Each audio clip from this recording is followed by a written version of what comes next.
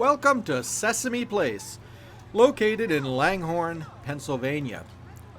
And as you might guess, this is a park devoted to Sesame Street, the venerable children's show that, when we were there, was 50 years old. Hard to believe. So for any of the small fry that you might have, this is the park to take them to if they're familiar with Sesame Street. It's really a park geared for kids. And interestingly, what surprised me is it's mostly a water park. There aren't a lot of rides in here. They do have a couple of really good rides, but most of it is really a water park, as you're going to see. So here is the main security checkpoint. We're going to pass on through that and go over into the entranceway. And there we are. And as you can see, Sesame Place is branded everywhere with Big Bird. There's actually an area where you can meet with Big Bird at certain times of day. This steel coaster that you see in front of you is Vapor Trail, which I had no idea what that meant. I guess it's a superhero that Grover has. Sort of alter ego, and it's actually a very fun coaster. And there are the formal entrance gates, so let's mosey on through that and onto the main midway.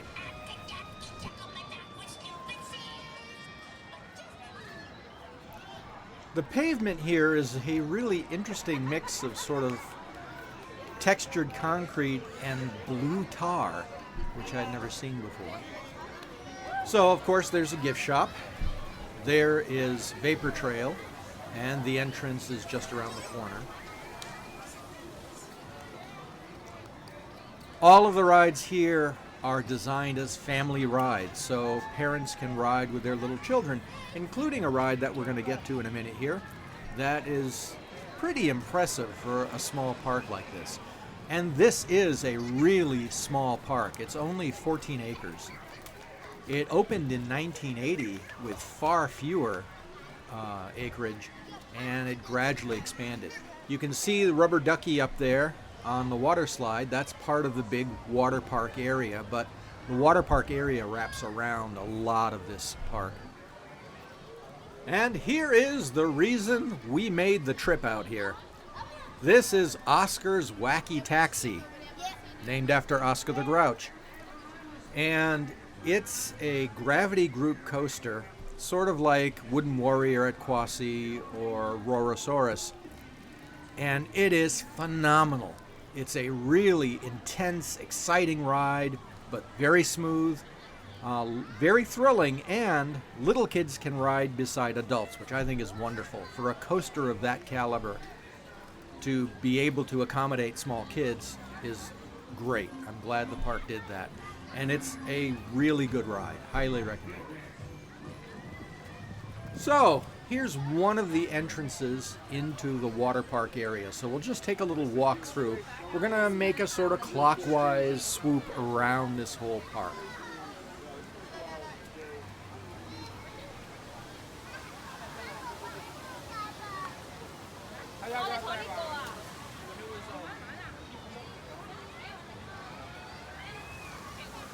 As you can see, this section of the water park alone is almost as big as the main midway when you come into the park. But this is only a small piece of the water park section. You're going to see another whole section when we get through here. That was a little grill over on the left. They have a lot of these nice Sesame Street figure topiaries scattered around the park. You'll see a really nice one later on. And here's the entrance to the Garden Grill, which really isn't technically a grill. It's basically a sort of buffet where you get what you want right there and sit down and eat it. There's the Lazy River ride. And here's yet another section of the water park.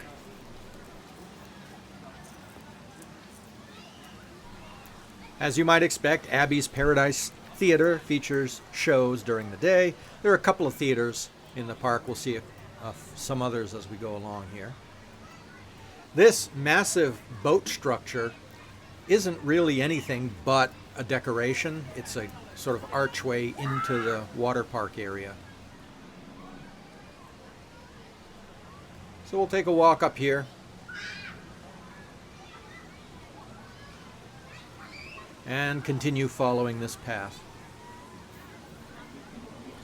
We're currently traveling toward the far south end of the park. The entrance is located at the far north end of the park. And there's a nice little beach area where the tykes can play in the sand, make little sand castles and stuff.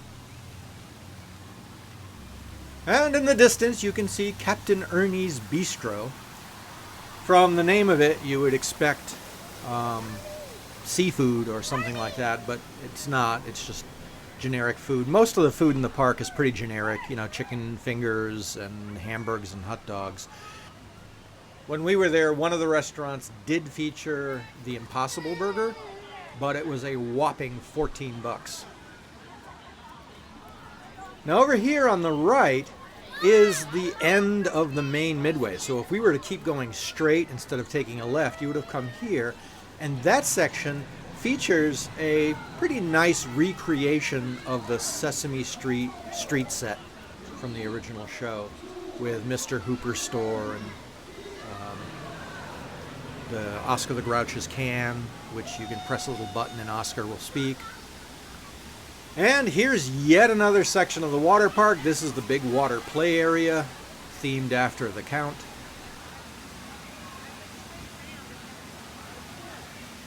One thing I should mention while it's on my mind is finding the park can be a challenge. There's a big sign that says Oxford Mall, but in very small print below it, it says Sesame Place. So it can be tricky to find. You have to really get your GPS set on it and trust that it's taking you in the right place. And if we were to go right from here, that would take us back toward the main midway, and we're actually going to sort of bear left up here.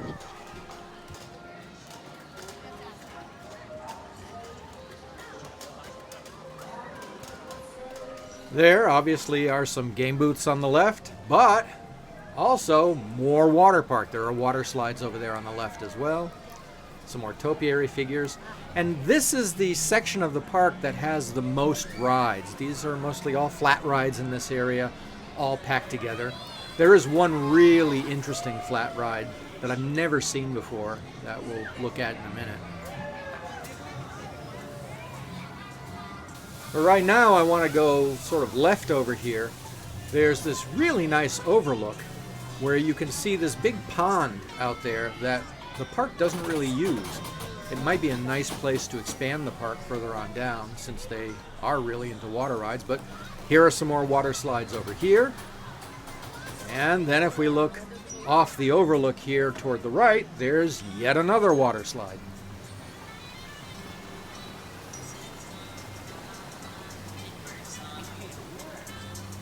So plenty of ways to stay cool at this park.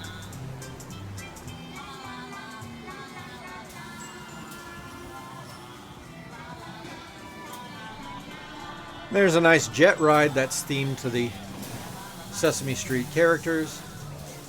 In fact, you know, everything here is themed to Sesame Street, obviously. They've done a really good job on that. The park is currently owned by SeaWorld Incorporated, which also owns Busch Gardens Parks. So they know how to do good theming and make a property look really nice.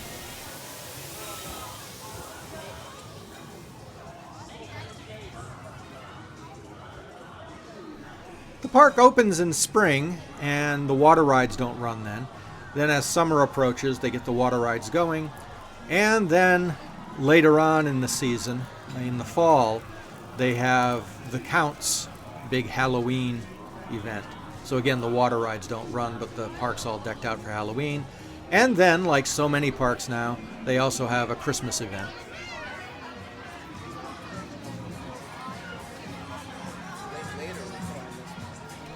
Again, pretty standard rides. That's a teacup ride. And there's a troika, but they're all themed really nicely. The troika is about as close to a spin and barf ride as the park gets.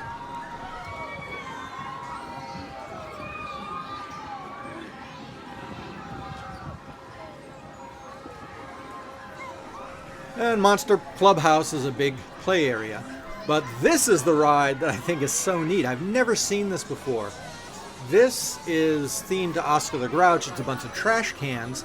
They look sort of like planes, but the ride is like a whip.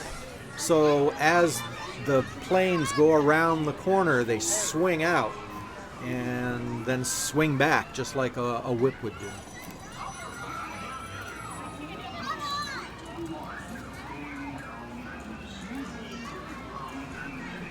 On the left is Sesame Studio, which was having a performance of Elmo the Musical, and that plays a couple times a day, and that is packed. When we were there, we didn't get in. It was a full house.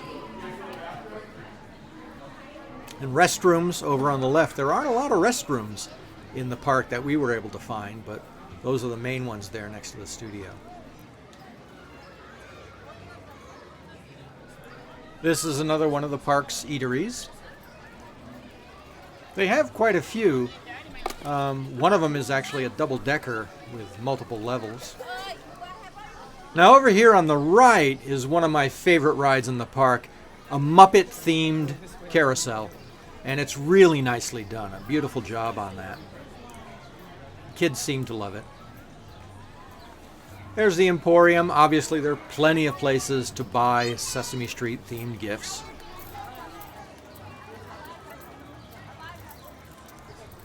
Be aware that even though it looks like there are a lot of trees, notice the midway is pretty wide open. So there aren't a lot of places to sit. Notice people sitting there on the edge of the planters to try to get out of the sun. Not a lot of places to get shade in this park. Here's that street I was talking about that's a recreation of Sesame Street with Mr. Hooper's store. And all the way at the end is where Oscar the Grouch's trash can is. And there's also a little tree and a nest for Big Bird there. So I assume those characters appear there at some point. When we first came into the park, there actually was, I don't know how they did it, but there was an Oscar the Grouch in a trash can sitting near the front. And it was animated. It was waving at people and nodding. The characters don't talk, but, you know, like a Disney character, they move and they wave and stuff like that. But I don't know how that person who was Oscar the Grouch was able to fit into that small trash can. That was pretty amazing. And again, you can see we're like wide open here. No shade. You can see Wacky Taxi going in the background there. The entrance to Wacky Taxi is to the left of the coaster structure. So if you just follow that path, it'll take you right there. And it's a really nice entrance to that ride. It's sort of like a little maze you walk through. The park was the first in the world to be a certified autism center, and it's also smoke-free.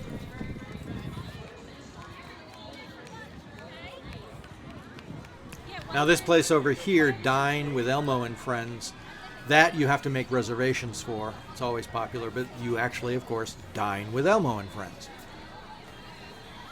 And so here we are back near the entrance. There's the queue line for Vapor Trail. And the main entrance to the park is straight ahead. And the gift shop over on the right, along with the path to Oscar's Wacky Taxi. And so that brings us to the end of our tour of Sesame Place. And I love this topiary on the entrance. That's really nicely done. So there are a lot of nice things to see. For kids, it's a great park. And now that they have Wacky Taxi, it's probably going to be a spot that coaster enthusiasts are going to want to check out as well.